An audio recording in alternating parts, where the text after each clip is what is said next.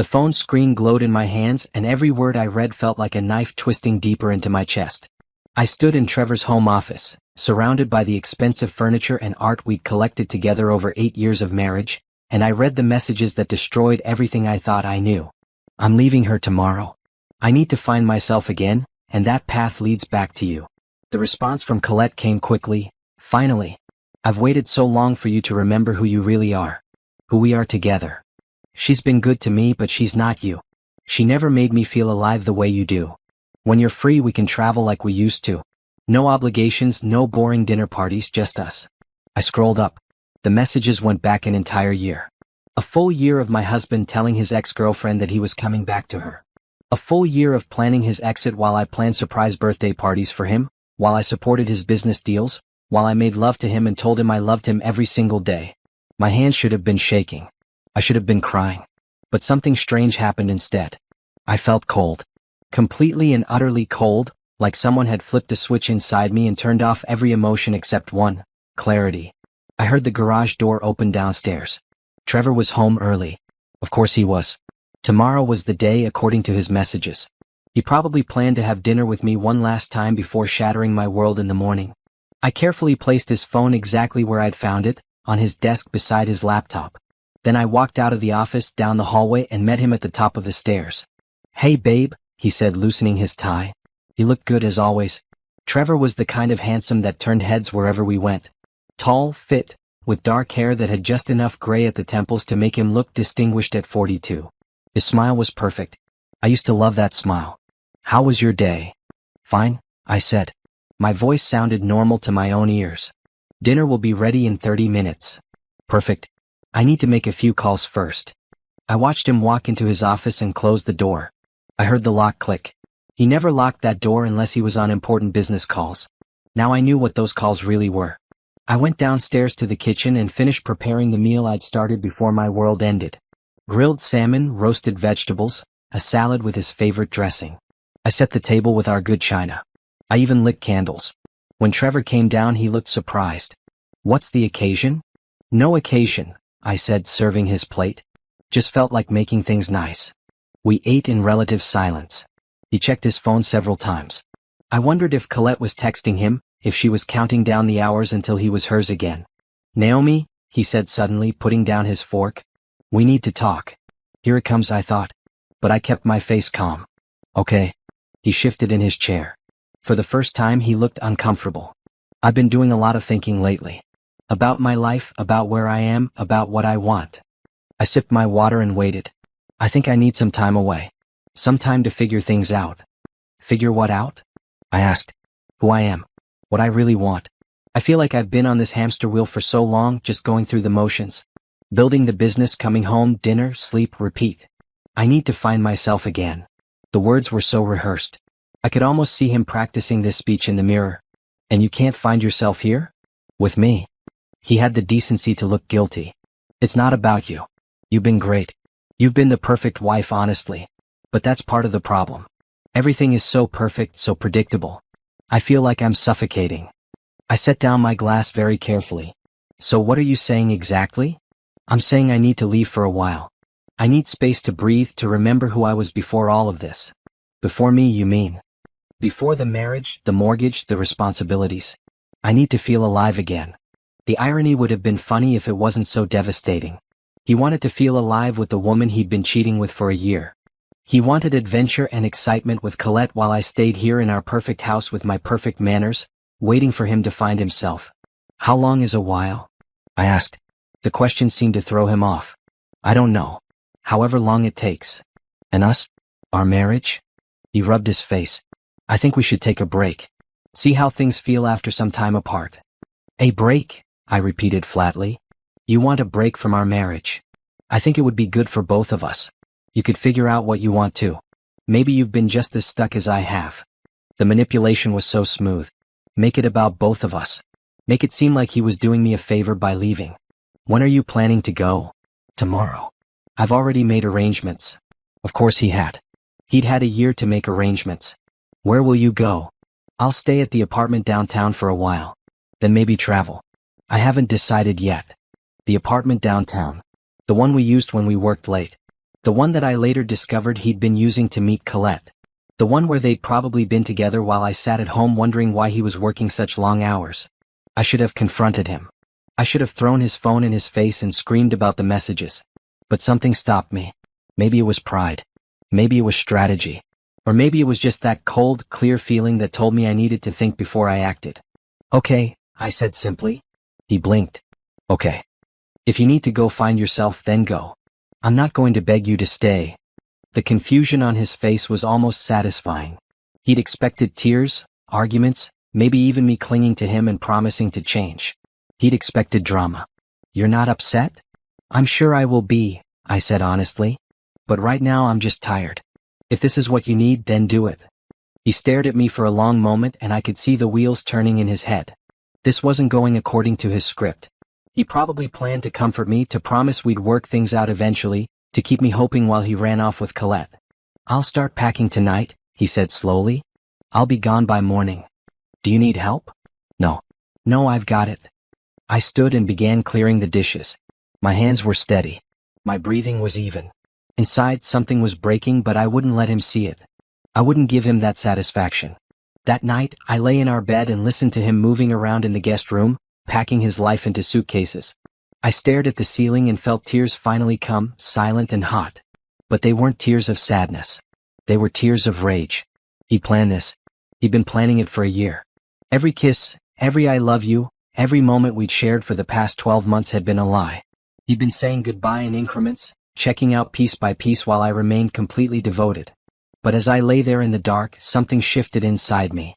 The rage crystallized into something harder, sharper. Something that felt like determination. If Trevor wanted to leave to find himself, then I would let him go. But I wouldn't be here waiting when he realized what he'd thrown away. I wouldn't be the perfect wife sitting in the perfect house, hoping he'd come back. I would find myself too. And the person I found would be someone who didn't need him, didn't want him, and didn't forgive him. Tomorrow he would walk out that door thinking he was free. But he would be walking away from the best thing that ever happened to him, and by the time he figured that out, I would be so far gone he could never catch up. I fell asleep with that thought, and for the first time in months I slept soundly. Morning light filtered through the curtains, and for a moment I forgot what was happening. Then I heard footsteps in the hallway, the sound of suitcase wheels on hardwood, and reality came crashing back. I got out of bed and put on my robe. When I walked downstairs, Trevor was loading bags into his car. 3 suitcases and a garment bag. He was taking more than I expected. This wasn't a temporary departure. This was a man moving out. He came back inside and found me in the kitchen making coffee. I didn't want to wake you, he said. I was already awake. The silence between us felt heavy. He shifted his weight from foot to foot and I realized he was nervous. Good. Naomi, I want you to know this isn't about you. You didn't do anything wrong. I poured 2 cups of coffee and handed him one. I know. You do. Of course. You've made it very clear this is about you finding yourself. Your needs, your journey, your life. I sipped my coffee and met his eyes. I understand perfectly. He looked relieved, which made me want to throw the hot coffee in his face. But I kept my expression neutral. I'll call you in a few days once I'm settled. We can talk about logistics, bills, that kind of thing. There's no rush. I can handle things here. The house is in both our names. So is the joint account. Take what you need. How generous. He was giving me permission to access my own money in my own house. I'll set up my own accounts, I said. It will be simpler that way. Something flickered across his face. Maybe he expected me to be more dependent on him. Maybe he liked the idea of me needing him even while he ran off with another woman. Whatever you think is best, he said. He set down his coffee cup and picked up his keys. This was it. The actual moment of leaving. I really do think this will be good for both of us, he said, lingering by the door. Maybe when I come back we can figure out what we both really want. There it was again. The manipulation. Keeping me on the hook, making me think there was a chance we'd work things out. Keeping me from moving on while he enjoyed his freedom. Maybe, I said non-committally. He seemed to expect more. A hug, a kiss, tears, something. But I just stood there with my coffee, looking at him calmly. Okay then, he said finally. I'll be in touch. Have a safe drive. He walked out the door and I watched through the window as he got into his car. He sat there for a moment looking back at the house. Then he started the engine and drove away. I stood in the quiet house, listening to the silence. 8 years of marriage, gone in the time it took him to pack 3 suitcases. 8 years of building a life together, supporting his dreams, putting my own goals on hold, and this was how it ended. With him driving off to find himself in the arms of an ex-girlfriend. I finished my coffee, then I went upstairs and got dressed. Not in comfortable clothes for moping around the house. I put on a business suit, did my hair and makeup, and grabbed my laptop. Then I got in my own car and drove to the one place I knew I could think clearly, the public library downtown. It might seem strange going to the library on the day my husband left me. But I needed to be somewhere quiet, somewhere with resources, somewhere I could start planning. And I couldn't do that in the house we'd shared. Every room reminded me of him, of us, of the life I thought we had. I found a quiet corner table and opened my laptop. Then I started making lists. First, lawyers. I needed the best divorce attorney in the city. Not someone to help us reconcile or mediate a separation. Someone who would fight for me and protect my interests. I started researching, reading reviews, taking notes. Second, finances. I needed to know exactly what we had, where it was, and how it was divided. I logged into our joint accounts and started documenting everything. Bank statements, investment portfolios, property deeds. I downloaded and saved everything to a secure cloud account Trevor didn't know about. Third, evidence. I needed documentation of his affair. I took screenshots of his messages with Colette, being careful not to send them to myself from his phone. Instead, I used my phone to photograph his screen. The photos were time-stamped and showed his name at the top. Undeniable proof. Fourth, my future. This was the hardest list to start. For 8 years, my future had been tied to Trevor. I'd put my own career dreams aside to support his business. I'd moved across the country when he needed to relocate. I'd been the perfect corporate wife, hosting dinners and attending events and making connections that helped him succeed. But what did I want? Who was I without him? I sat staring at the blank document for a long time. Then, slowly I started typing. I'd always been good with people. I'd always been able to walk into a room and read it, figure out what people needed, what they wanted. I'd used those skills to help Trevor navigate business relationships, but I'd never used them for myself. What if I did? What if I started my own consulting business? I had connections. I knew people in every major industry in the city. I'd spent 8 years attending events, making small talk, remembering names and details. People liked me. People trusted me. I could do this. I could build something of my own. The ideas started flowing faster. A luxury consulting firm, helping high-end clients with business strategy, relationship management, personal branding. I'd charge premium rates and deliver exceptional results. I'd use everything I'd learned in 8 years of being Trevor's secret weapon, and I'd use it for myself. I spent 6 hours in that library planning my future. By the time I left, I had a list of 10 divorce lawyers to contact, a complete picture of our financial situation, secured evidence of Trevor's affair, and the beginnings of a business plan. I also had something else, purpose. For the first time in years, I felt like I had a direction that was mine alone. When I got home that evening, the house felt different. Emptier, yes, but also freer. I walked through each room and started seeing it through new eyes. This was my house now. Not our house. Mine. I could change anything I wanted. I could paint the walls. I could get rid of furniture. I could make this space my own. But first, I had work to do. I spent the evening calling lawyers. Most had already left for the day, but I left detailed messages. I explained my situation in clear, unemotional terms. My husband had left me after a year-long affair. I needed representation for what would likely be a contested divorce. I had evidence and documentation ready. 3 lawyers called me back before 9 that night. Good lawyers don't waste time when they smell a case worth taking. I scheduled consultations with all 3 for the following week. Then I opened a bottle of wine, poured myself a large glass, and sat on the couch in the dark. This was the first moment all day I'd let myself really feel what was happening. My marriage was over. The man I'd loved and trusted had been lying to me for a year. He'd left me for someone else. He'd broken my heart and didn't even have the decency to be honest about it. I let myself cry for 30 minutes. I ugly cried, the kind with hiccups and snot and gasping breaths. I cried for the time I'd wasted, the trust I'd given, the future I'd imagined that would never happen. Then I stopped. I wiped my face, finished my wine, and went upstairs to shower. Tomorrow, I would meet with a financial advisor. I would start separating our accounts. I would begin the process of untangling my life from Trevor's. And I would do it all without him knowing what was coming. He thought he was in control. He thought he'd made the decision to leave, to take a break, to find himself.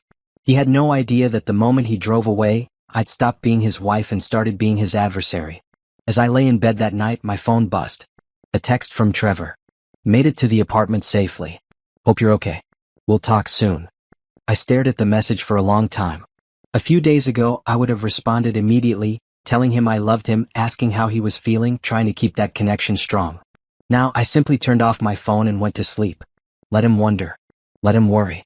Let him start to realize that maybe I wasn't going to sit around waiting for him to finish finding himself. The game had changed. He just didn't know it yet. The first lawyer I met with was a shark in expensive heels. Her name was Patricia Ford, and her office occupied the top floor of a downtown high-rise with floor-to-ceiling windows overlooking the city. She was maybe 50, with sharp eyes and a handshake that meant business. "Tell me everything," she said, gesturing to the chair across from her massive desk. I did. I told her about Trevor leaving, about the messages I'd found, about his claim that he needed to find himself. I showed her the screenshots on my phone, the documented timeline of his affair with Colette. Patricia's expression never changed, but I saw her eyes gleam with something that looked like satisfaction. "Have you confronted him about the affair?" she asked. "No." "Good. Don't. Not yet." She leaned back in her chair. "Right now he thinks he's in control. He thinks he left on his own terms, that you're sitting at home crying, that you'll take him back when he's done playing around. We're going to use that." "How?" "By being 2 steps ahead of him at all times. You said you've documented your joint finances?" I pulled out my laptop and showed her everything I'd saved. Bank statements, investment accounts, property holdings, business assets. Patricia smiled. It wasn't a warm smile. "You're more prepared than 90% of the clients who walk through my door. Most people come in here emotional, scattered, with no documentation. You came in ready for war." "I don't want war," I said. "I just want what's fair. Fair is what will get you. But first, we need to secure everything. I want you to open your own bank account tomorrow. Move exactly half of every joint account into it. Not more, not less. We want to be fair, but we also want to protect you. What if he notices?" "He will notice. And he'll probably be angry. Let him be angry. You have every right to protect your assets during a separation." She pulled up a document on her computer. "I'm also going to file for a forensic accounting review of his business accounts." "Why?" "Because people who cheat on their spouses often hide assets. They think they're clever, moving money around, setting up accounts their partner doesn't know about. The messages you showed me mentioned travel with his girlfriend. He's funding that somehow, and I want to know where that money is coming from." I hadn't thought about that. Trevor always said I had access to everything, but what if there were accounts I didn't know existed? How long will that take? "A few weeks. In the meantime, I'll have my associate draw up divorce papers.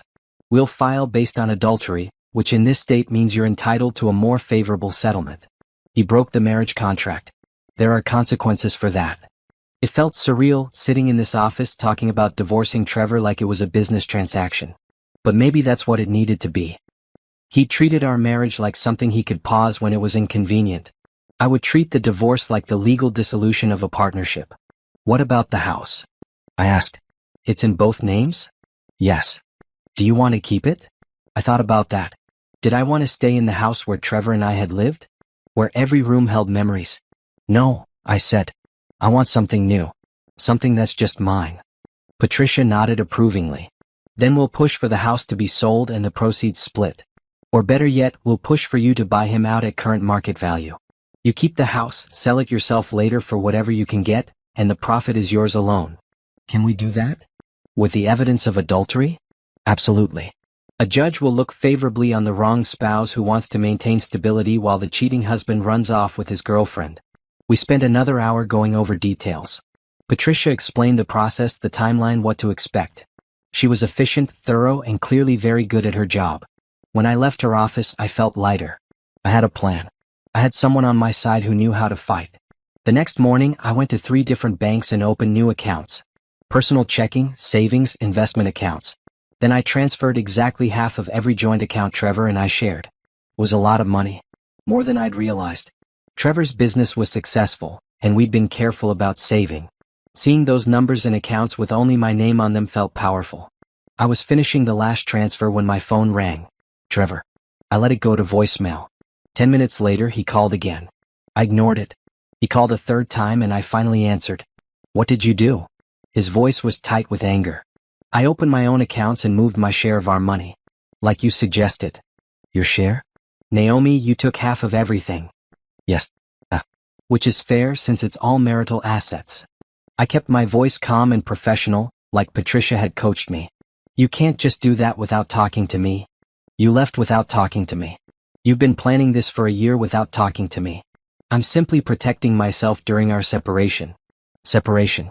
I said I needed space, not that we were separating. You left our home to be with another woman. That's called separation, Trevor. Silence on the other end. Then, what are you talking about? Colette. Your ex-girlfriend. The woman you've been having an affair with for a year. The woman you're currently living with in our downtown apartment. Does any of this ring a bell? More silence. I could almost hear him trying to figure out how I knew. It's not what you think, he said finally. I laughed. I couldn't help it. That's your response? It's not what I think? I read your messages, Trevor. All of them. I know exactly what it is. You went through my phone? You're upset about that? Really? You cheated on me for a year, but I'm the one who did something wrong by discovering it. I was going to tell you. I just needed time to figure out how. You had a year. You could have told me at any point instead of lying to my face every single day. His voice changed, became softer, more manipulative. Naomi, can we please talk about this in person? I don't want to do this over the phone. There's nothing to talk about. You made your choice. Now I'm making mine. What does that mean? It means I'm done. I'm done being the perfect wife while you figure out who you are. I'm done waiting for you to decide if I'm good enough. I'm done with all of it. Naomi, please. Don't make any rash decisions. We can work this out. No, we can't. You'll be hearing from my lawyer soon. Have a nice life, Trevor. I hung up before he could respond. My hands were shaking. My heart was racing. But I felt good. I felt powerful. He called back immediately. I declined the call and blocked his number. Over the next week, Trevor tried everything. He emailed me. He sent messages through mutual friends. He even showed up at the house one evening, but I didn't answer the door. I watched through the window as he knocked and called my name, and I felt nothing but satisfaction. Patricia's associate served him with divorce papers on a Friday afternoon at his office. Trevor called Patricia's office immediately, demanding to speak with me. Patricia told him all communication needed to go through the lawyers. The forensic accountant found 2 accounts Trevor had kept secret. One had over $200,000 in it. The other had been closed just 2 weeks before he left me, and the money had been transferred to an account in Colette's name. He was giving her money, Patricia explained when she showed me the reports. A lot of money. Probably funding her lifestyle while they had their affair. The betrayal kept cutting deeper. It wasn't just that he'd been unfaithful. He'd been stealing from our marriage to pay for it. Can we get that money back? I asked. Some of it. The transfers to Colette will be harder to prove unless she volunteers to return it, which she won't. But the secret accounts are marital assets. That money is half yours. While Patricia built our case, I built my business. I spent every day networking, reaching out to old contacts, letting people know I was starting a consulting firm. The response was overwhelming. People remembered me from events and parties. They'd always known I was the brains behind Trevor's success, even if he got the credit. Within 2 weeks, I had my first 3 clients. Within a month, I'd signed contracts worth over $300,000. I worked 14-hour days and I loved every minute of it. I was using my brain again, solving problems, creating strategies. I was good at this. Really good. And every success felt like proof. Proof that I didn't need Trevor. Proof that I'd always been valuable on my own. Proof that leaving me was the biggest mistake he'd ever make. One evening, I was working late when I got an email from a reporter. She was writing a story about successful women entrepreneurs and wanted to interview me. Someone had recommended me as a rising star in the business community. I agreed to the interview. The article came out 2 weeks later in the city's major business magazine. They'd photographed me in my new office space, standing by the window in a sharp suit, looking confident and powerful. The headline read, "From Shadow to Spotlight, How Naomi Bennett Built a Consulting Empire." The article talked about my background, my new business, my approach to consulting. It mentioned briefly that I was recently separated from my husband, billionaire real estate developer Trevor Bennett, but framed it as me stepping out on my own after years of being behind the scenes. My phone exploded with new client inquiries. Apparently, the article made me sound like someone who knew how to navigate high-stakes business while maintaining grace under pressure. Patricia called me when she saw the article. "This is perfect. The narrative is now about you thriving, not about you being abandoned. Keep it up." I found out later that Trevor had read the article. A mutual friend told me he'd been furious, claiming I was trying to destroy his reputation by making our separation public. He'd been wrong about so many things, but he was especially wrong about that. I wasn't trying to destroy his reputation. I was building my own. If his got damaged in the process, that was just a side effect of him not being the center of my world anymore. 3 months after he left, I was a different person. I'd lost 15 pounds without trying, simply because I was too busy and excited about my work to stress eat. I cut my hair into a sleek bob. I'd updated my entire wardrobe to reflect my new role as a business owner. I looked in the mirror one morning and barely recognized myself. But I liked what I saw. I looked strong, confident, free. Trevor had left to find himself. In the process, I'd found myself too. And the person I'd found was someone who didn't need him at all. My new office space was everything I'd dreamed about. Located on the 18th floor of a modern building in the financial district, it had windows that overlooked the city and sleek furniture that screamed success. I'd splurged on the interior design, choosing clean lines, expensive art, and a color scheme of navy, cream, and gold. When clients walked in, I wanted them to immediately understand they were dealing with someone serious. Someone who delivered results. I hired 2 assistants within the first month. Vanessa was fresh out of business school, hungry and brilliant. She handled research and analysis. Brooke had 15 years of experience in project management and could organize anything. Together we made a formidable team. "We need a name that reflects what we do," Vanessa said during one of our planning meetings. "Something that sounds expensive and exclusive." We threw around ideas for hours. Finally, I decided on something simple but powerful: the Bennett Collective. I kept my married name, not because I wanted anything to do with Trevor, but because it was my name too. I'd built relationships under that name. People knew me as Naomi Bennett. Changing it would be like starting over, and I wasn't starting over. I was leveling up. The Bennett Collective officially launched on a Monday in October, 4 months after Trevor left. We sent out elegant announcements to every contact I'd made over the years, offering luxury consulting services for high-net-worth individuals and corporations. The response was immediate.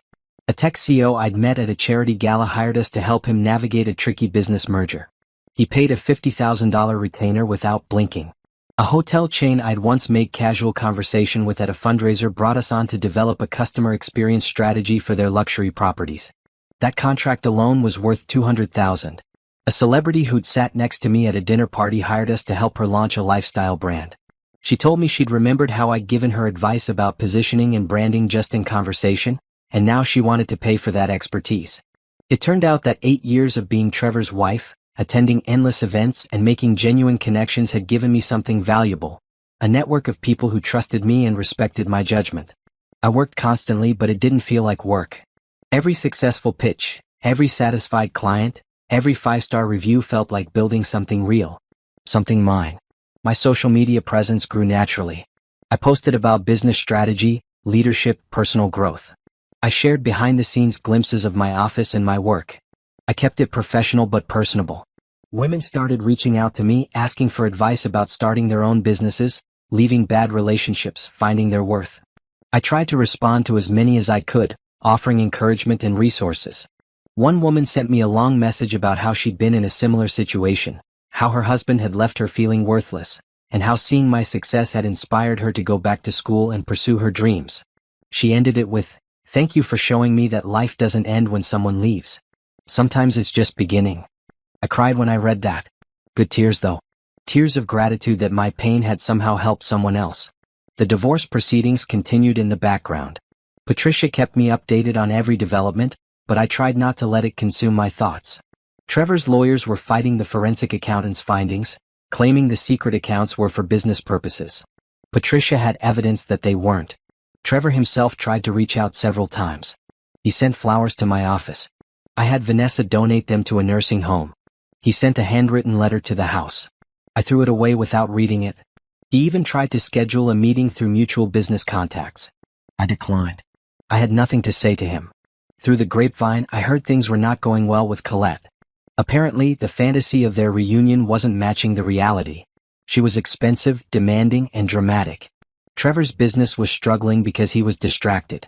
Some of his major clients had left, either because they didn't like how he treated me, or because they could see his focus wasn't on his work anymore.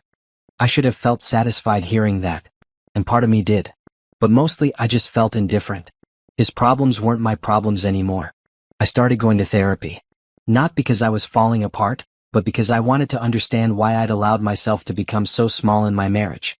Why I'd put aside my dreams for his. Why I'd accepted being in the background. My therapist, Dr. Hammond, was direct and insightful. "You weren't small," she said during one session. "You were adapting." Many intelligent, capable women adapt to their relationships, especially when they're told that's what love looks like. Supporting their partner. Being flexible. Making sacrifices. The problem isn't that you did those things. The problem is that it wasn't reciprocal. He never supported my dreams because I never told him what they were, I admitted. "Did you know what they were?" I thought about that. No, I guess I didn't. I defined myself through him for so long that I forgot I was supposed to have my own identity. And now I know exactly who I am. And I like her a lot better. Dr. Hammond smiled. That's growth. I also started taking care of my body in new ways. Not to look good for anyone else, but because I wanted to feel strong. I hired a personal trainer who kicked my butt 3 times a week. I took up boxing, which turned out to be incredibly therapeutic. There was something satisfying about hitting a heavy bag as hard as I could, imagining it was all my anger and hurt being released. I ate better because I had time to cook real meals. I slept better because I was exhausted from full, productive days. I looked better because I was genuinely happy. 6 months after Trevor left, I bought a penthouse apartment in the most exclusive building downtown. It was half the size of the house we'd shared, but it was all mine. Floor-to-ceiling windows, a modern kitchen, a bathroom with a soaking tub and a rain shower. A balcony where I could drink morning coffee and watch the city wake up. I hired an interior designer and told her I wanted it to feel like a sanctuary. Peaceful but luxurious. Adult but not stuffy. She created a space with soft grays, warm wood tones, plush textiles, and carefully curated art. Every piece was chosen for me, for my taste, for my life. The day I moved in, I stood in my empty living room and cried. These were happy tears though. Tears of accomplishment and freedom and pride. I'd done this. I'd taken the worst thing that ever happened to me and turned it into the best thing that ever happened to me. That night, I threw a small gathering for my closest friends and my team. We drank champagne and ate takeout and celebrated new beginnings. To Naomi, Vanessa said, raising her glass. The strongest person I know. To revenge success, Brooke added with a grin. The best kind of revenge. We all laughed, but it was true. I wasn't trying to hurt Trevor. I was just succeeding so loudly he couldn't help but hear it. Later, after everyone left, I sat on my balcony and looked out at the city lights. My phone buzzed. An Instagram notification. Trevor had viewed my story, which showed photos from the gathering in my new place. I blocked him immediately. He didn't get to watch my life anymore. He'd given up that privilege when he walked out the door. I thought about where I'd been 6 months ago. Crying in the dark, feeling like my world had ended. Wondering how I'd survive. Now I was thriving. My business was successful. My life was full. I was surrounded by people who valued me and respected me. I was building something real, something lasting, something that belonged entirely to me. Trevor had left to find himself. He probably imagined I'd be stuck in limbo, waiting for him to come back, desperate and needy. Instead, I'd found myself too. And the version of me I'd found was someone who didn't need rescuing, didn't need fixing, and definitely didn't need him. The best part? I was just getting started. The international hotel chain contract changed everything. I'd been working with Prestige Hospitality Group for 3 months, helping them develop a luxury customer experience strategy for their North American properties. The CEO, Gabrielle Torres, was a force of nature. She'd built the company from a single boutique hotel to a global empire, and she didn't tolerate mediocrity. She also didn't tolerate nonsense, which is probably why we got along so well. Your strategy increased our satisfaction ratings by 18% in just 3 months, Gabrielle said during a video call. She was in Paris, I was in my office. Our guests love the personalized service protocols you developed. I'm glad it's working, I said, trying to stay professional while internally celebrating. It's more than working. It's exceeding every expectation. Which is why I want to expand our contract. I want you to develop the same strategy for our European properties. Then Asia. Then everywhere. I kept my face calm, but my heart was racing. That would be a significant undertaking. Which is why the fee would be significant. I'm talking about a 2-year contract worth 7 figures. 7 figures. She was offering me a contract worth over $1 million. I'd need to expand my team, I said, my mind already spinning with possibilities. Do it. Hire the best people. I want the same level of excellence you've shown here. Can you handle it? I thought about everything I'd built in 6 months, everything I'd learned, everything I'd overcome. Yes, I said confidently. I can handle it. Good. My legal team will send over the contract details next week. Start planning your European tour. You'll need to visit each property to understand their unique needs. After the call ended, I sat in my office staring at my laptop screen. $1 million contract. International travel. A chance to build something truly global. I called Vanessa and Brooke into my office and told them the news. They screamed. We actually screamed like teenagers, jumping and hugging each other. We need to hire at least 3 more people, I said once we calmed down. Maybe 4. And we'll need a bigger office space. Already on it, Brooke said, pulling out her tablet. I've been quietly looking at office spaces just in case we needed to expand. There's a beautiful space 2 floors up with twice our current square footage. You were planning for this? She grinned. I've seen how you work. I knew expansion was inevitable. Over the next 2 weeks, we hired 3 new consultants and a full-time marketing director. We moved into the larger office space, which had a conference room, individual offices, and an open workspace that encouraged collaboration. I also hired a business manager to handle the financial side of things, freeing me up to focus on strategy and client relationships. The Bennett Collective was no longer just me. It was a real company with a real team and real growth potential. The divorce was finalized in November, 8 months after Trevor left. Patricia called me with the news. The judge ruled in your favor on almost everything, she said, and I could hear the satisfaction in her voice. You get 55% of marital assets due to his adultery. The house sold for more than expected, so your portion is substantial. The retirement accounts are split, with you receiving the larger share. And he has to pay your legal fees. What about the money he gave to Colette? He has to pay you back your portion. It's considered dissipation of marital assets. The judge was not pleased that he'd been funding his affair with joint money. I closed my eyes and felt something release in my chest. It was over. Legally, officially over. Thank you, Patricia. For everything. You made it easy. You were prepared, you were smart, and you never let emotion override strategy. I wish all my clients were like you. That evening, I treated my team to dinner at the best restaurant in the city. We celebrated the contract, the expansion, and my official freedom. How do you feel? Vanessa asked. About the divorce being final? Relieved, I said honestly. I feel relieved. It was true. I didn't feel sad or angry anymore. I just felt free. I started traveling for the prestige hospitality contract. Paris first, then London, then Rome. I visited each property, met with staff, observed operations, and developed customized strategies. The travel was exhausting but exhilarating. I loved experiencing different cultures, trying new foods, meeting new people. I'd never traveled much during my marriage because Trevor was always too busy. Now I could go anywhere I wanted, whenever I wanted. I documented my travels on social media. Not in an obnoxious look at my fabulous life way, but in a genuine this is my work and love it way. I posted photos of beautiful hotels, interesting architecture, business meetings. I shared insights about customer service and luxury hospitality. My following grew.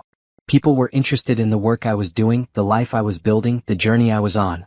I also started speaking at business conferences. The first invitation came from a women's entrepreneurship summit. They wanted me to talk about building a business after a major life change. I almost said no. Speaking in public wasn't something I'd ever done. But then I thought about the woman who'd messaged me about how my story inspired her. Maybe I could help more people by sharing what I'd learned. The speech was nerve-wracking, but once I started talking, it felt natural. I told my story honestly. Not all the details, but the outline. My husband left. I started a business. I rebuilt my life.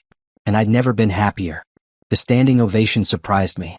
Women came up to me afterward with tears in their eyes, telling me their own stories, thanking me for being real about the pain and the triumph. I realized something important that day. My story mattered. Not just to me, but to other people who needed to know that life could get better after devastation. I started accepting more speaking invitations. Business conferences, women's groups, university career panels. I talked about entrepreneurship, resilience, self-worth, building something from nothing. The speaking fees were generous, but that wasn't why I did it. I did it because I remembered what it felt like to be lost and broken, and if I could help one person feel less alone, it was worth it. By December, exactly 1 year after Trevor's first messages to Colette, my life was unrecognizable from what it had been. My company had 12 employees and contracts with clients in 6 countries. We tripled our revenue projections. I'd been featured in 3 major business publications. I'd spoken at 8 conferences. I'd traveled to more countries in 6 months than I had in my entire life before. I'd also donated a significant amount of money to organizations that helped women leave bad situations and start their own businesses. If my pain could fund someone else's freedom, that felt right. I bought a vacation house.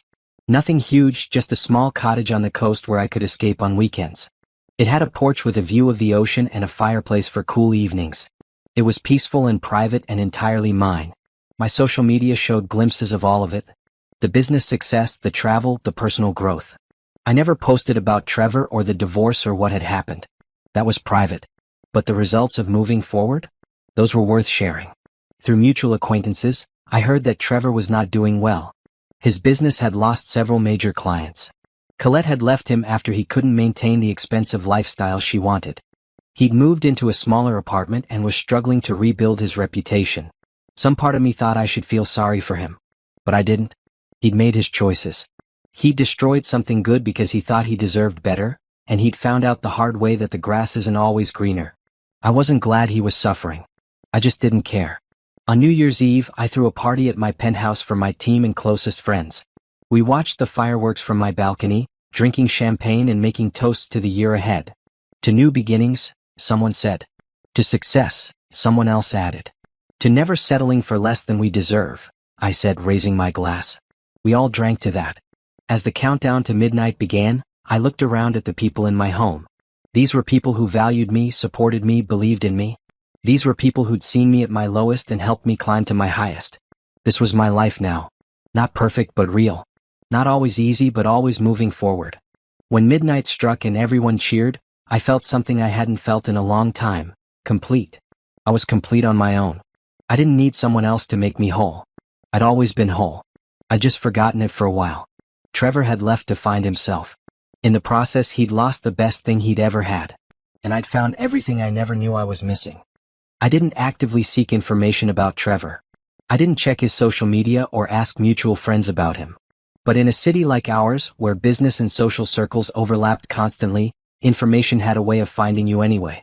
I first heard he was struggling from Gabrielle during one of our video calls. I ran into Trevor Bennett at a networking event in New York, she said casually. He tried to pitch me on some real estate investment opportunity. It was desperate and poorly thought out. What happened to him? He used to be sharp. We're divorced, I said simply. I don't really know what he's up to these days. Gabrielle's expression shifted to understanding. I didn't realize. My apologies for bringing him up. It's fine. Ancient history. But after that, I started noticing more mentions. A business associate mentioned that Trevor had lost a major development deal. Someone else said his company had downsized. A former colleague asked if I'd heard about Trevor and Colette's dramatic breakup at a restaurant. I hadn't heard and I didn't ask for details. What I did hear from a mutual friend who felt I should know was that Trevor was trying to rebuild his reputation but struggling. Apparently, he'd spent too much time focused on his relationship drama and not enough time on his business. Clients had lost faith. Partners had moved on. The industry had a long memory, and people remembered how he treated his wife. Some of his former clients came to me, the friend admitted. They said they'd always known you were the brains behind his success.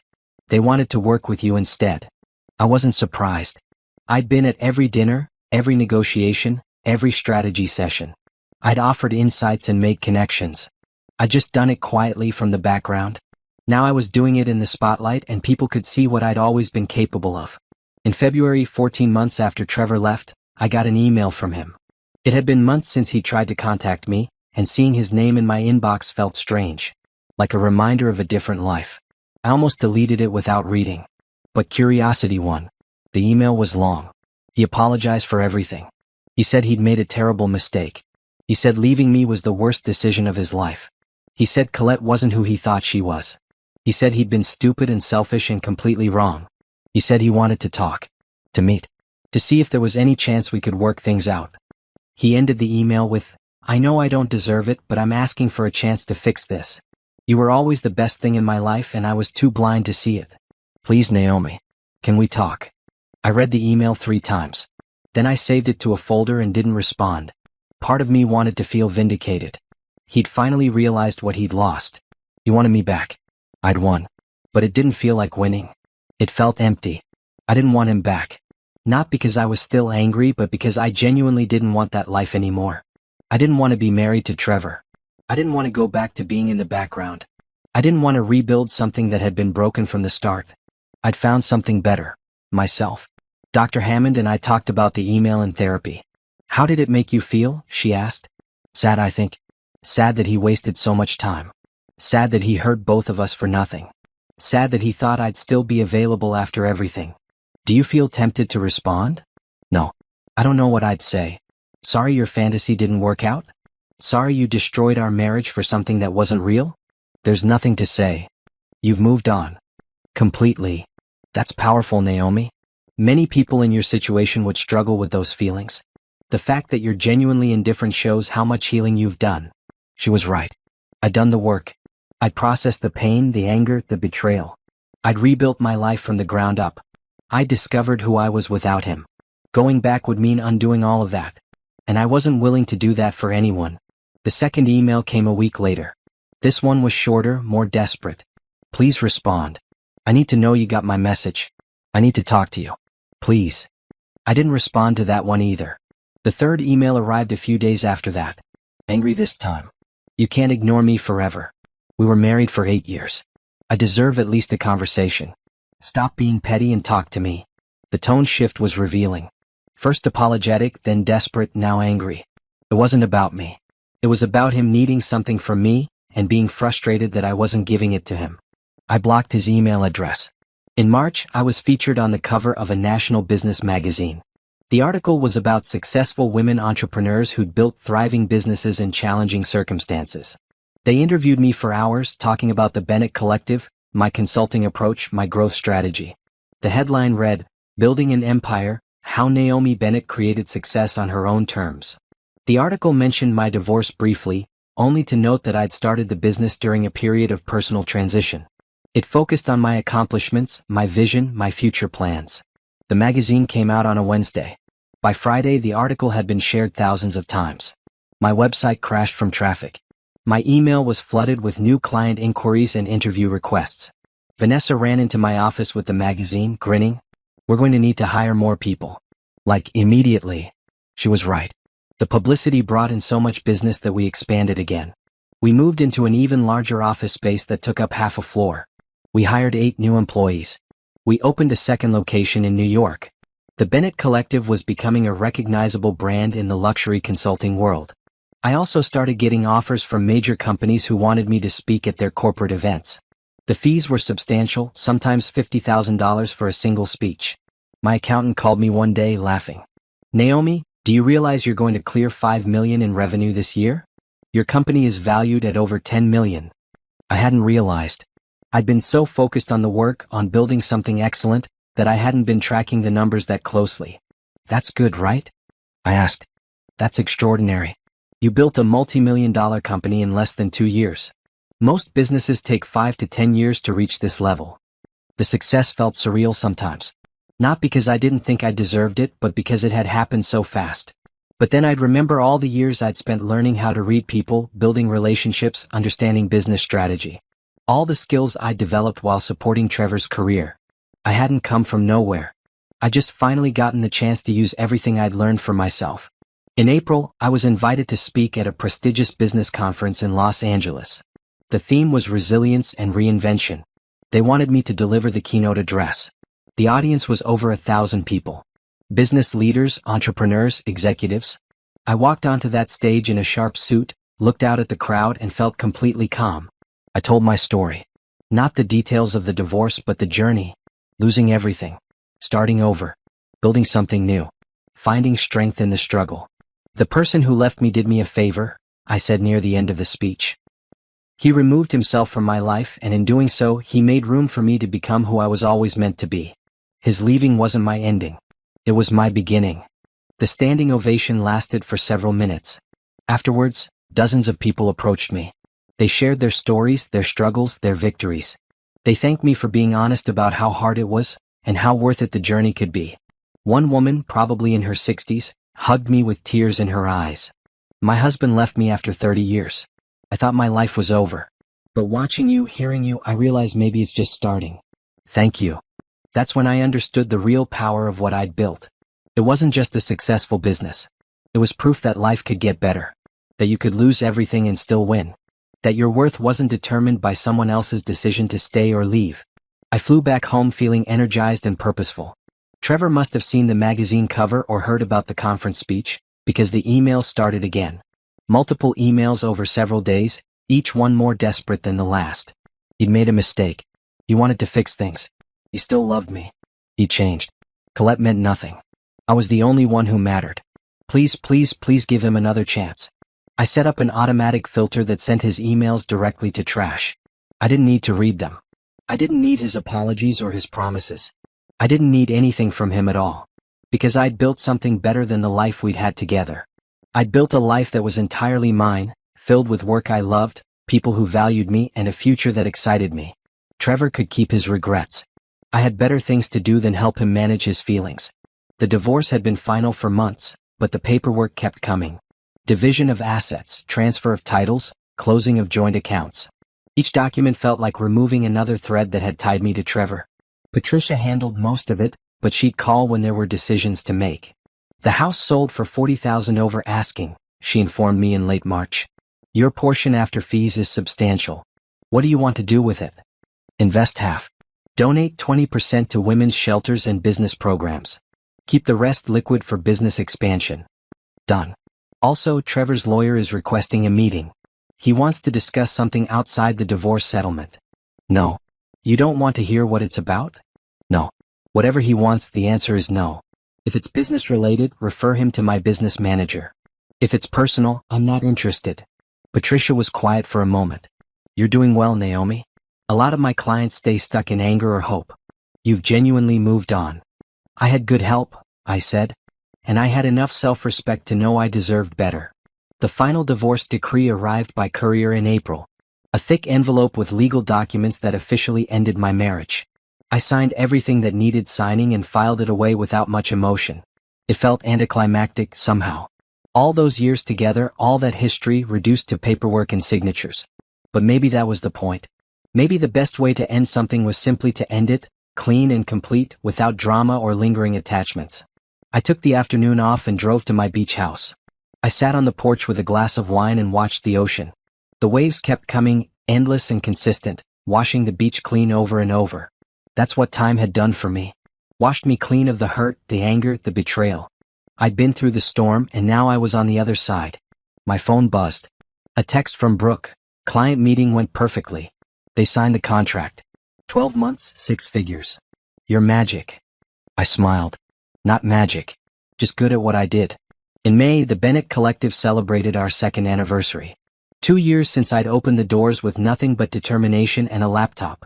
Now we had 23 employees, offices in 3 cities, and clients across 5 continents. We threw a party at a rooftop venue. My entire team was there, plus clients, business partners, and friends. I gave a short speech thanking everyone who'd supported the company's growth. 2 years ago, I started this business with a simple goal: prove that I could build something excellent on my own terms. You've all helped me exceed that goal in ways I never imagined. Thank you for believing in this vision and for making the Bennett Collective what it is today. The applause felt genuine. These people weren't just employees. They were part of something we'd built together. Later in the evening, Vanessa pulled me aside. There's someone here you should meet. Julian Crawford. He's a venture capitalist who's interested in discussing investment opportunities. I followed her to where a man in his 40s stood by the bar. He had an easy smile and intelligent eyes. Naomi Bennett, he said, shaking my hand firmly. I've been following your company's growth. It's impressive. Thank you. Are you looking to invest? Potentially. I'm interested in companies with strong leadership and sustainable growth models. You've built something special here. I'd like to discuss whether there's alignment between your vision and my investment strategy. We talked for 20 minutes. He asked smart questions about my business model, my growth projections, my long-term goals. I appreciated that he was direct and knowledgeable. I'm not looking to give up control of my company, I said clearly. Any investment would need to maintain my majority ownership and decision-making authority. Understood. I'm not interested in taking over. I'm interested in helping you scale faster. You could go international more aggressively with the right capital backing. Was intriguing. I'd been self-funding everything, which meant growth was limited by revenue. An investor could accelerate expansion significantly. Send me a proposal, I said. I'll review it with my business manager and legal team. I'll have something to you by next week. After he left, Vanessa practically bounced with excitement. Do you know who that is?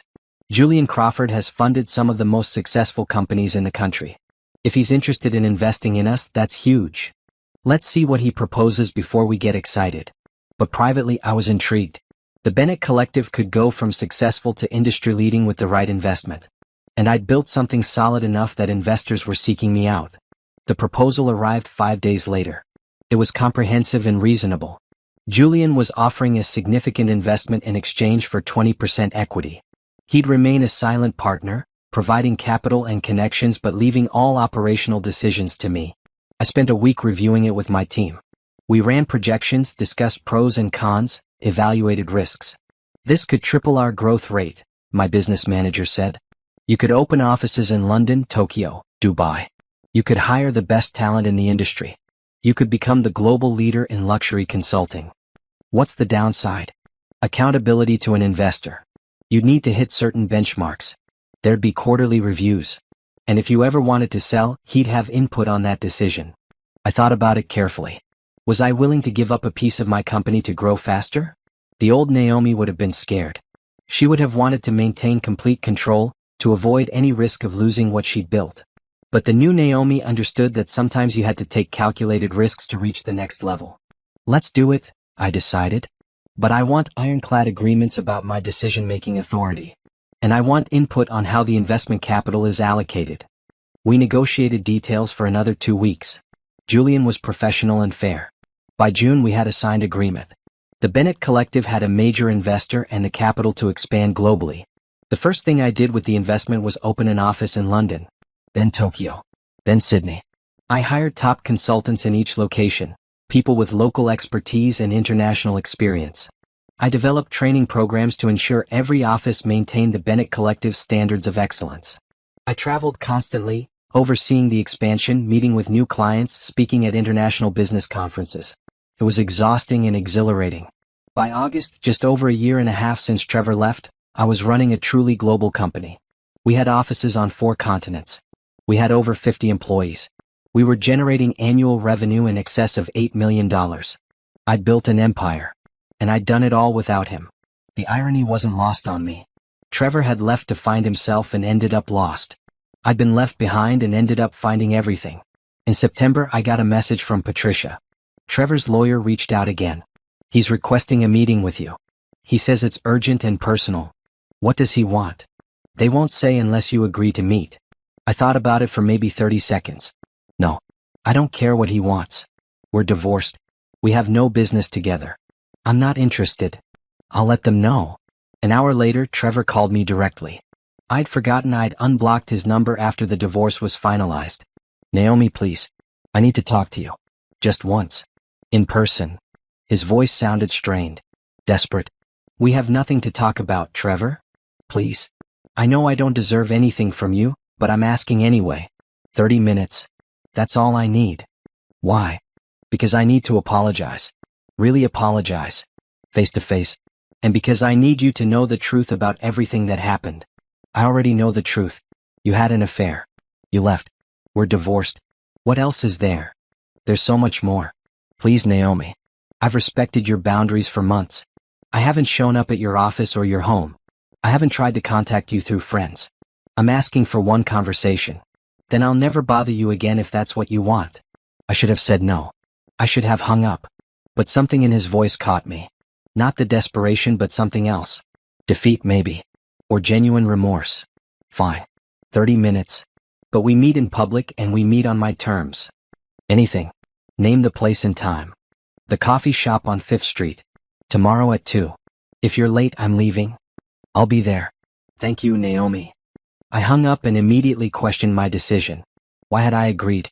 I didn't need closure. I didn't need his apologies. I'd moved on. But maybe that was exactly why I could meet with him. Because I had moved on. Because seeing him wouldn't hurt me or set me back. Because I was strong enough now to face him without falling apart. I called Dr. Hammond and told her about the meeting. How do you feel about it? She asked. Curious, I guess. and maybe a little bit ready to see him realize what he lost. That's not revenge. That's consequence. He made choices. Now he gets to see the results. Is it petty that I want him to see how well I'm doing? It's human. You built something incredible after he destroyed your marriage. Wanting him to see that isn't petty. It's just true. I felt better after talking to her. I wasn't meeting Trevor because I needed anything from him. I was meeting him because I could. Because I was strong enough to look at him and feel nothing but indifference. Tomorrow would either be closure I didn't know I needed, or confirmation that I'd truly moved on. Either way, I was ready. I arrived at the coffee shop 10 minutes early. I wanted to choose my seat, wanted to be settled and calm when Trevor walked in. I ordered a black coffee and sat at a table near the window, where the afternoon light was bright and clear. I dressed carefully. A tailored dress in navy blue, simple jewelry, my hair in a sleek ponytail. I looked professional and put together. I looked successful. I wanted him to see exactly what he'd walked away from. At exactly 2 o'clock, Trevor walked through the door. He spotted me immediately and made his way over. I'd prepared myself to see him, but the reality was still jarring. He looked different. Older. Tired. He'd lost weight and not in a healthy way. His suit was expensive but didn't fit quite right anymore. His eyes had shadows under them. "Naomi," he said, sitting down across from me. "Thank you for meeting me." 30 minutes, I reminded him. "Starting now." He nodded. "You look incredible. I saw the magazine cover. And I heard about your company's expansion. You've done amazing things." "I didn't come here for compliments, Trevor. You said you needed to talk. So talk." He took a breath. "I was an idiot. Everything I did, everything I said when I left, it was all wrong. I was selfish and cruel and completely blind. I know. Colette wasn't what I thought she was. The relationship was a fantasy. We had nothing real. No depth, no partnership. It was just empty. That must have been disappointing for you." My tone was cool, detached. I watched him flinch. "I deserve that. I deserve worse than that." He leaned forward. "But I need you to understand something. The affair wasn't about you. You were everything I should have wanted. You were smart and supportive and beautiful. You made my life better in every way. Then why did you leave? Because I was stupid. Because I hit 40 and panicked. Because Colette represented a time when I was younger and life felt simpler. Because I convinced myself I was missing something, when really, I had everything I needed right in front of me." I sipped my coffee and waited. When I left, I thought I was finding freedom. I thought I was choosing happiness. But I was just destroying the best thing in my life. His voice cracked. "And I didn't realize it until it was too late." "When did you realize it?" "About 3 months after I left. Colette was expensive, demanding, self-centered. She didn't care about my business or my problems. She just wanted the lifestyle I could provide. And when I couldn't provide it anymore because my business was falling apart, she left. I heard that happened at a restaurant. Very public." He winced. "She threw a drink in my face and walked out. Said I was washed up and boring. Said I'd promised her excitement and delivered mediocrity." A small part of me felt satisfied hearing that. But mostly I just felt nothing. "I'm sorry that happened," I said, and I meant it. Not because I cared about his pain, but because I was a decent person and no one deserved public humiliation. After she left, I tried to fix my business. But it was too late. My reputation was damaged. People had lost trust in me. Clients left. Partners dissolved our agreements. I lost everything I'd built. That's unfortunate. Is it? He looked at me intently. Or is it what I deserved? I threw away everything good for something fake. I destroyed my marriage, my business, my reputation. All for what? A midlife crisis? A fantasy? I don't know what you want me to say, Trevor. I want you to say you'll give me another chance. I want you to say we can try again. I know I don't deserve it. I know I hurt you. But I've changed. I understand what I lost. I'll spend the rest of my life making it up to you if you'll just give me a chance. There it was. The real reason for this meeting. You wanted me back. I set down my coffee cup and looked at him directly. No. Naomi, please. No, I repeated firmly. I'm not giving you another chance. I'm not trying again. I'm not going back to that life. But I love you. I never stopped loving you. You don't love me, Trevor. You love the idea of what I represented. Stability. Support. Success. You love what I did for you, not who I am. That's not true. It is true. You didn't respect me when we were married. You took me for granted. You used my skills to build your business and never acknowledged it.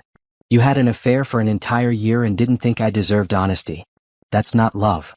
He looked stricken. I know I made mistakes. They weren't mistakes. Mistakes are accidental. What you did was deliberate. You chose to cheat. You chose to lie. You chose to leave. Those were conscious decisions, and you don't get to call them mistakes now that you regret them. But I do regret them. Every single day. I wake up regretting what I did. I see your success and I'm proud of you, but I also hate that I'm not part of it. I hate that you built this incredible life without me. And there was the truth. He didn't want me back because he loved me. He wanted me back because he couldn't stand that I was succeeding without him. That I was better off alone than I'd ever been with him. I am better without you, I said, reading his thoughts. I'm happier, more successful, more fulfilled. You leaving was the best thing that ever happened to me. You don't mean that. I absolutely mean that. You freed me, Trevor. You removed yourself from my life and gave me space to become who I was always meant to be. I'm grateful to you for that. He looked like I'd slapped him. You can't mean that. We had something good. We can have it again. No, we can't. Because I don't want to. I don't want to be married to you. I don't want to go back to being in the background of your life. I don't want to sacrifice my dreams for yours. I've built something incredible on my own, and I'm not giving it up for anyone. I wouldn't ask you to give anything up. We could be partners. Real partners this time. I almost laughed. We were never partners, Trevor. I was your support system. I was the one who made you look good, who smoothed over your mistakes, who connected you with the right people. You took credit for everything while I stayed in the shadows. That wasn't a partnership. That was me making you successful while I disappeared. Then I'll change. I'll support you. I'll be in the background. Whatever you need. I don't need anything from you. That's what you're not understanding. I don't need you to support me. I don't need you to change. I don't need you at all. The words hung in the air between us. True and final and absolute. Trevor's face crumpled. For the first time, he looked like he truly understood what he'd lost. There's really no chance? He asked quietly. None. Even after 8 years together? Even after everything we built? We didn't build anything together, Trevor. You built your business. I helped, but it was always yours. Now I've built my own business and it's mine. And it's better than anything I could have had with you. I can't believe you're just throwing away what we had. I'm not throwing away anything. You threw it away when you had an affair. You threw it away when you walked out. You threw it away when you chose someone else over me. I'm just refusing to pick it up and put it back together. I stood up. Our 30 minutes weren't quite over, but I was done. I hope you find what you're looking for, Trevor. I hope you rebuild your business and your life. I hope you learn from your mistakes and become a better person. But I won't be part of that journey. That's not my responsibility anymore. Naomi, wait. Goodbye, Trevor. I walked out of the coffee shop without looking back. My hands were steady. My head was clear. My heart felt light. As I got into my car, I realized something. I needed this meeting after all. Not for closure, but for confirmation. Confirmation that I'd made the right choice. Confirmation that I was stronger than I'd ever been. Confirmation that I truly didn't want him back. He'd asked for another chance, and I'd said no without hesitation or doubt. That was power. That was growth. That was freedom. I drove to my office and went back to work. I had meetings to prepare for, proposals to review, a business to run. I had a life that was full and satisfying and entirely mine. Trevor was my past. But my future? That was unlimited. The meeting with Trevor had been almost 6 months ago, and I hadn't heard from him since. That suited me just fine. I'd said everything I needed to say, and he'd finally understood there was no going back. Life moved forward at an incredible pace. The Bennett Collective continued expanding. By December, we had offices in 7 cities across 4 continents. We'd hired consultants who spoke 12 different languages. We were working with clients from Fortune 500 companies to royal families in the Middle East. I'd also launched a mentorship program. Women who were rebuilding their lives after divorce, job loss, or other major transitions could apply for free consulting services and business coaching. We accepted 20 women into the program each quarter and helped them develop business plans, build their confidence, and launch their own ventures. The program was Vanessa's idea. You've built something incredible from rock bottom, she said. There are thousands of women who need to know that's possible. We should help them. We funded the program through a portion of our profits, and it quickly became the part of my work I was most proud of. Watching these women transform, watching them discover their own strength, watching them build businesses and lives they loved, it was more rewarding than any amount of money. I also started writing a book. A publisher had approached me after seeing my conference speeches and social media presence. They wanted me to write about building a business after personal devastation, about finding self-worth, about creating success on your own terms. I wrote in the early mornings and late evenings, whenever I could steal an hour. The words poured out of me, all the lessons I'd learned, all the pain I'd processed, all the growth I'd experienced. It was therapeutic and exhausting and exciting all at once. The book would be published in the spring, and advance reviews were strong. The publisher thought it could be a bestseller. In January, 3 years after Trevor left, I spoke at a women's conference in Chicago. The theme was Reclaiming Your Power, and I was the closing keynote speaker. I told my story. All of it this time. The affair, the abandonment, the rebuilding. I talked about the pain and the anger and the slow journey to healing. I talked about building a business, finding my worth, learning to stand alone. The person who hurt me thought he was breaking me, I said. He thought leaving would destroy me. And for a while it did. But then I made a choice. I decided that his leaving wouldn't define me. My response would define me. And I chose to build something beautiful from the rubble. The audience was silent, hanging on every word. Now, 3 years later, my business is thriving. I've traveled the world. I've helped dozens of other women start their own businesses. I've written a book. I've become someone I'm proud of. And the man who left me? He's still trying to rebuild what he destroyed. Not our relationship, I made clear, that's never happening, but his life. His business. His reputation. I paused, looking out at the crowd of hundreds of women. I'm not glad he hurt me. But I am glad he left. Because if he hadn't, I would never have discovered who I could be. I would never have pushed myself this hard. I would never have built something this meaningful. His leaving wasn't my ending. It was my freedom. The standing ovation lasted for 5 minutes. Women were crying, cheering, holding up signs that said, "Thank you," and "Me too," and "This is my year." After the speech, the line to talk to me stretched across the entire conference hall. Women waited for hours just to shake my hand, to tell me their stories, to thank me for being honest about the struggle. One woman, probably in her 50s, gripped my hands with tears streaming down her face. My husband just left me last month for a younger woman. I've been so lost, so broken. But hearing you today, I realized I'm going to be okay. Better than okay. This is my chance to become who I was always meant to be. Thank you for showing me that. That moment, those conversations were why I kept speaking, kept sharing my story. Because someone needed to hear it. Someone needed to know that devastation didn't have to be the end. It could be the beginning. In February, I was invited to speak at the United Nations for International Women's Day. They wanted me to address women's economic empowerment and entrepreneurship. It was the honor of a lifetime. I stood at that podium, looking out at representatives from countries around the world, and talked about the power of starting over. About the importance of giving women the resources and support to build their own economic independence. About creating a world where a woman's worth wasn't determined by her relationship status but by her character, her skills, her contributions. The speech was live-streamed and went viral. Within days, it had millions of views.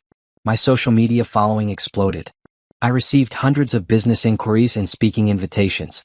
But the messages that meant the most were the personal ones. Women from all over the world telling me their stories. Telling me they'd found courage in my words. Telling me they were starting businesses, leaving bad relationships, pursuing dreams they'd given up on. I tried to respond to as many as I could.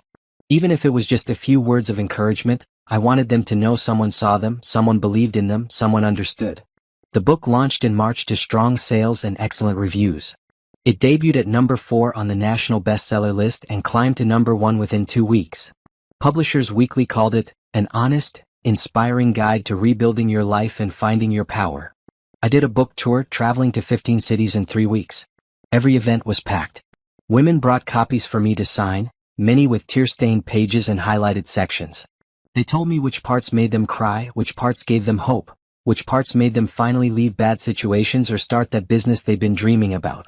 The book wasn't making me rich, the publishing advance was good but not life-changing, and most money from sales went back to my publisher. But it was changing lives, and that felt more valuable than any amount of money. During the book tour, I was recognized constantly. In airports, restaurants, hotel lobbies. Women would approach me, sometimes nervous, always kind. "Are you Naomi Bennett? I read your book. It changed my life. I heard you speak last year. You inspired me to start my own business. I was in a bad marriage for 20 years. Your story gave me the courage to leave. Thank you." Each interaction reminded me why I'd chosen to be public about my journey. Why I'd shared the painful parts along with the triumphant parts. Because someone needed to see that it was possible to survive devastation and come out stronger. By spring, the Bennett Collective was valued at $25 million. We had over 100 employees. We were turning down client work because we were at capacity. Julian Crawford suggested we consider taking the company public within the next few years. "You've built something remarkable," he said during one of our quarterly meetings. "You could scale this even bigger. Become a publicly traded company. Make you and your team very wealthy in the process." I considered it. Going public would mean more capital, faster growth, the ability to expand into markets we hadn't touched yet. But it would also mean more scrutiny, more pressure, less control. "Let me think about it," I said. "I'm not sure I want to sacrifice the company culture we've built just to grow bigger." That's why you're a good CEO. You're not chasing growth for growth's sake. You're building something sustainable. I didn't have to decide immediately. For now, I was content with where we were. Growing steadily, maintaining excellence, making a real impact. In June, 3.5 years after Trevor left, I was invited to give a TED Talk. The topic was Building an Empire After Devastation, Turning Pain into Power. I stood on that iconic red circle, looking out at the audience and the cameras that would broadcast this to millions, and I told the truth. I talked about the moment I found the messages on Trevor's phone. The moment he left. The moment I decided to stop crying and start building. I talked about the fear and uncertainty. The nights I doubted everything. The times I wanted to give up. But I also talked about the victories. The first client. The first profitable quarter. The first time someone told me I'd inspired them. "Pain is not the end of your story," I said. "Pain is just a chapter. A hard chapter, a terrible chapter, but still just a chapter. You get to write the next one. And the one after that. You get to decide whether your story is about what happened to you or what you did next." I ended the talk with this. 3 years ago, someone I loved told me he was leaving to find himself. I thought it would destroy me. Instead, it freed me. It forced me to find myself. And the person I found? She was stronger than I ever knew. She was capable of more than I ever imagined. She was worth more than anyone had ever told her. So if you're in that dark place right now, if someone just shattered your world, if you're wondering how you'll survive, let me tell you, you will not just survive. You will thrive. You will build something beautiful. You will become someone incredible. Because that's what we do. We take what breaks us and we forge it into something unbreakable. The applause echoed through the theater. But more importantly, the message echoed around the world. The TED Talk was viewed over 10 million times in the first month. It sparked conversations about resilience, entrepreneurship, self-worth, and recovery. News outlets interviewed me. Business magazines profiled me. I became, somewhat reluctantly, a symbol of rebuilding and empowerment. Through it all, I stayed focused on what mattered: the work, the clients, the mentorship program, the women whose lives were changing because someone finally told them they could. I heard, through several sources, that Trevor had seen the book, read the articles, watched the TED Talk. I heard he'd been in therapy, working on himself, trying to become a better person. I was glad for him. Genuinely. I didn't want him to suffer forever. I just didn't want any part of his journey. My journey was my own now. And it was more than I'd ever dreamed possible. The business gala was in 2 hours, and I stood in my penthouse, adjusting the elegant evening gown I'd chosen for tonight. Deep emerald green, simple lines, nothing flashy. I didn't need flash. I had substance. Tonight, I was receiving the Entrepreneur of the Year award from the Business Leadership Council. It was one of the most prestigious honors in the industry, and past recipients included founders of billion-dollar companies and legendary business innovators. 4 years ago, I'd been standing in my kitchen watching my husband pack his bags. 4 years ago, I'd been heartbroken and lost. Now I was about to be recognized as one of the most successful business leaders in the country. I looked at myself in the mirror. I changed so much. Not just physically, though I was healthier and more confident. But internally, I was a completely different person than the woman who'd been married to Trevor. That woman had been capable but hidden. Talented but silent. Strong but submissive. This woman was powerful. Visible. Unapologetic. My phone buzzed. A text from Vanessa: "Car is here. Ready to celebrate?" I grabbed my clutch and headed downstairs. The gala was at the city's most exclusive hotel. Crystal chandeliers, designer flowers, tables that cost $10,000 to sponsor. Everyone who mattered in the business world would be there. When I arrived, photographers lined the red carpet. I smiled for the cameras, answered a few questions from reporters, and made my way inside. Naomi. Gabrielle Torres waved me over to her table. She was here with her husband and several other prestige hospitality executives. You look stunning. How does it feel? Surreal, I admitted. 4 years ago I was starting from zero.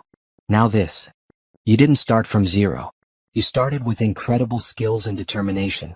You just finally had the chance to use them. She squeezed my hand. I'm so proud of you. I made my way through the room, greeting clients, colleagues, friends.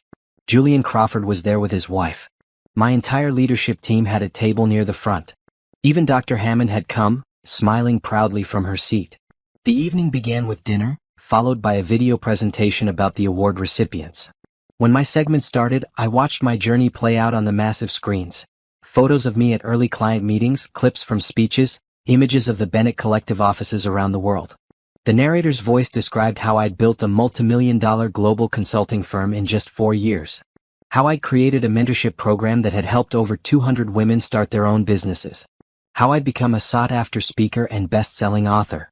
How I'd turned personal devastation into professional triumph. The applause when the video ended was thunderous. Then it was time for my award. The presenter, a CEO I'd long admired, took the stage. This year's Entrepreneur of the Year didn't just build a successful business, she said. She built an empire from the ground up, during one of the most difficult periods of her life. She showed us that success isn't about circumstances. It's about choices. And she chose to rise. I walked up to the stage, accepted the Crystal Award, and stood behind the podium. 1,000 faces looked back at me. I'd prepared a speech, of course. But standing there, looking out at this room full of influential people who'd come to celebrate success, I decided to speak from the heart instead. 4 years ago, someone told me he was leaving to find himself. I began. The room was silent. I thought it would destroy me. I thought I'd never recover. I thought my life was ending. I paused, looking down at the award in my hands. But I was wrong. My life wasn't ending. It was beginning. Because when that person left, he took with him all the excuses I'd been making. All the reasons I'd given for not pursuing my own dreams. All the ways I'd made myself smaller to fit into someone else's life. I looked back up at the audience. He left me with nothing except my skills, my connections, and my determination. And it turned out that was more than enough. That was everything I needed. Heads nodded throughout the room. I saw women wiping their eyes. The Bennett Collective exists because someone broke my heart. This award exists in my hands because someone made me feel worthless. And I stand here tonight as proof that what breaks you doesn't have to define you. How you rebuild defines you. I saw movement in the back of the room. Someone had come in late and was being quietly seated by staff. My eyes caught on the figure and my stomach dropped. Trevor. He was here. In the audience. Watching me receive this award. Our eyes met across the distance. He looked both proud and devastated. Like he was happy for me but destroyed by the reminder of what he'd lost. I held his gaze for 1 second. Then I looked away and continued my speech. I want to thank everyone who supported me on this journey. My incredible team at the Bennett Collective. My clients who trusted me. My mentors who guided me. My friends who believed in me. And everyone who shared their own stories of rebuilding and rising. You inspired me as much as I hope I inspired you. I raised the award slightly. This isn't just mine. It belongs to every person who ever had to start over. Whoever had to rebuild from nothing. Whoever looked at devastation and decided to create something beautiful instead. This is for all of us. The standing ovation was immediate and sustained. People weren't just applauding the award or my success. They were applauding the journey. The resilience. The refusal to stay down. I made my way off the stage and back through the crowd. People stopped me constantly to congratulate me, to hug me, to tell me their own stories of rebuilding. I avoided looking in Trevor's direction. I didn't know why he was here or how he'd gotten a ticket, and I didn't care. This was my night. My moment. My triumph. Later, as the gala wound down, I stepped out onto the hotel's terrace for some air. The city glittered below, full of lights and life and possibility. Naomi. I turned. Trevor stood a few feet away, looking uncertain. He was wearing a tuxedo that hung slightly loose on him, and he looked older than his years. You shouldn't be here, I said calmly. I know. I'm sorry. I saw that you were receiving the award and I had to come. I had to see it. Why? Because I'm proud of you. Because you deserve this. Because I needed to see with my own eyes what you've built. I studied him. He looked sincere. Remorseful. but I felt nothing. Did you think seeing me would change something? I asked. No. I know there's no chance for us. You've made that clear. He took a breath. I just wanted you to know that I understand now. I understand what I lost. I understand what I threw away. And I understand that I'll regret it for the rest of my life. I'm sorry you're in pain, Trevor. I genuinely am. But your regrets aren't my responsibility. I know. I'm not asking for anything. I'm just telling you that you were right. About everything. You said I'd taken you for granted, that I'd used your talents without acknowledging them, that I'd never truly valued you. You were right. I know I was right. He almost smiled at that. You become so strong. So confident. I always knew you had it in you, but I never gave you the space to show it. That was your mistake. Yes, it was. We stood in silence for a moment. The sounds of the gala drifted out from inside: laughter, music, conversation. I hope you find peace, Trevor. I hope you rebuild your life and your business. I hope you learn from this and become a better person. I met his eyes directly. But I also hope you understand that I'm not part of that journey. I've built a life I love and you're not in it. I understand. His voice was thick with emotion. Can I ask you one thing? Maybe. Are you happy? Truly happy? I thought about my question. Was I happy? Not in the fairy tale way where everything was perfect and nothing ever hurt, but in a real, deep, sustainable way. Yes, I said honestly. I'm happy. I wake up every day excited about my work. I'm surrounded by people who value me. I'm making a difference in people's lives. I'm building something meaningful. So yes, I'm truly happy. He nodded slowly like he'd expected that answer, but it still hurt to hear. Good. That's good. You deserve to be happy. I know. He looked like he wanted to say more, but I was done with this conversation. I'd given him more time than he deserved. Goodbye, Trevor. Goodbye, Naomi. I walked past him, back into the gala, back to my life. I didn't look back. I didn't need to. That chapter was closed. Permanently. I found my team at their table, laughing and celebrating. Vanessa saw me first and stood up, grinning. There she is. Entrepreneur of the Year. How does it feel? I looked at these people who'd helped me build something incredible. Who'd believed in my vision. Who'd worked tirelessly to make the Bennett Collective what it was. It feels like freedom, I said. And it did. Complete, absolute freedom. Freedom from the past. Freedom from needing anyone's validation. Freedom to build whatever life I wanted. Trevor had left to find himself 4 years ago. He'd walked out thinking he was choosing something better, something more exciting, something that would make him feel alive. Instead, he'd lost everything that mattered. And I'd found everything I never knew I needed. The irony was beautiful. Later that night, after the gala ended, I sat on my balcony with a glass of champagne, looking out at the city. My phone was full of congratulatory messages. Photos from the event were already circulating on social media. But what I kept thinking about was that young woman 4 years ago, crying in the dark, wondering how she'd survive. I wished I could go back and tell her what I knew now.